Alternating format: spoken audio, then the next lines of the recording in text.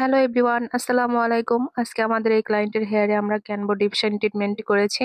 Before হেয়ারটি তো আপনারা দেখতেই পেলেন। তো এখন আমরা হেয়ারে কাজ শুরু করলাম। প্রথমে পাতলা, পাতলা সেকশন নিয়ে তারপর আমরা ফার্স্ট মেডিসিনটি এপ্লাই করব। মেডিসিনটি এপ্লাই করার সময় অবশ্যই খেয়াল রাখতে হবে যাতে হেয়ারের রুটে না লাগে অর্থাৎ স্কাল্পে, কারণ তাহলে কিন্তু চুল পড়ার সম্ভাবনা থাকে।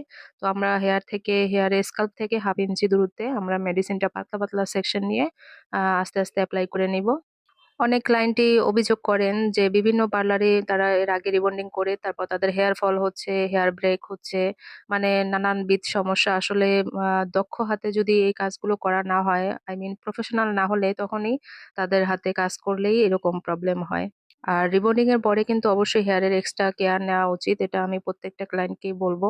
এই তো আমি ফার্স্ট মেডিসিন এপ্লাই করে আমার এই ক্লায়েন্টের হেয়ার অনুযায়ী আমি ৩০ মিনিট হেয়ারে এই মেডিসিনটা রেখেছিলাম। তারপর ওয়াশ করে এরপরে তাওয়াল দিয়ে 20% ড্রাই করে দেন হেয়ার ড্রায়ার দিয়ে আমরা 80% ড্রাই করে নিয়েছি। তারপর হচ্ছে আমরা আয়রনিং এর কাজে চলে গিয়েছিলাম। তো এই তো এখন হেয়ার ড্রায়ার দিয়ে ড্রাই করা হচ্ছে। এখানে অবশ্যই কিন্তু আপনারা একদম হট ড্রাইটা দিবেন না।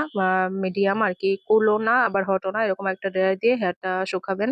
তারপর হচ্ছে এই তো আমরা পাতলা, পাতলা সেকশন নিয়ে তারপর আয়রনিং এর কাজ শুরু করে দিয়েছি। এই প্রতিটা সেকশন কিন্তু খুব ভালোভাবে আয়রন করতে হবে। একটা হেয়ারের কাজ করতে গেলে আমাদের প্রায় ৪ থেকে ৬ ঘন্টা ৮ ঘন্টা সময় লাগে। অর্থাৎ হেয়ার অনুযায়ী এটা সময়টা লাগে আরকি।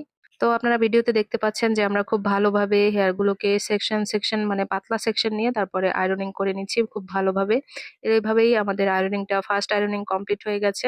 এবার আমরা এই হেয়ারে নিউট্রিলাইজার এপ্লাই করে ২০ থেকে ৩০ মিনিট এটাকে রেখে তারপর ওয়াশ করে দেন হেয়ারটাকে আবার ড্রাই করে যদি প্রয়োজন হয় তাহলে আমরা একটু আয়রন দিয়ে টেনে দিব। তো এই তো আপুর চুলটা আমি একটু কাট করে নিচ্ছিলাম। অল্প একটুই কেটেছি হালকা ইউ শেপ দিয়ে। তারপর হচ্ছে এই যে আমাদের হেয়ারের ফাইনাল লুকটা অবশ্যই আপনারা কমেন্ট করে বলবেন যে হেয়ারের কাজটা কেমন হয়েছে। আপুর চুলগুলো কিন্তু খুবই ড্যামেজ এবং রাফ ছিল। হেয়ার ব্রেক হয়েছে অনেক। আমি সবার উদ্দেশ্যে বলবো রিবন্ডিং করা হেয়ারটাকে অবশ্যই একটু এক্সট্রা কেয়ার নিতে হবে, কারণ দীর্ঘদিন চুলটা যাতে ভালো থাকে এবং সুন্দর স্মুথ থাকে। তো ধন্যবাদ সবাইকে। হ্যালো এভরিওয়ান, আসসালামু আলাইকুম। আজকে আমাদের এই ক্লায়েন্টের হেয়ারে আমরা ক্যানবো ডিপশন ট্রিটমেন্ট করেছি। বিফোর হেয়ারটি তো আপনারা দেখতেই পেলেন। তো এখন আমরা হেয়ারে কাজ শুরু করলাম। প্রথমে পাতলা, পাতলা সেকশন নিয়ে তারপর আমরা ফার্স্ট মেডিসিনটি এপ্লাই করব। মেডিসিনটি এপ্লাই করার সময় অবশ্যই খেয়াল রাখতে হবে যাতে হেয়ারের রুটে না লাগে অর্থাৎ স্কাল্পে, কারণ তাহলে কিন্তু চুল পড়ার সম্ভাবনা থাকে।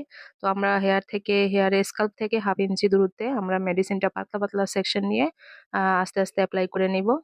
অনেক ক্লায়েন্টই অভিযোগ করেন যে বিভিন্ন পার্লারে তারা এর আগে রিবন্ডিং করে তারপর তাদের হেয়ার ফল হচ্ছে, হেয়ার ব্রেক হচ্ছে, মানে নানানবিধ সমস্যা। আসলে দক্ষ হাতে যদি এই কাজগুলো করা না হয়, আই মিন প্রফেশনাল না হলে তখনই তাদের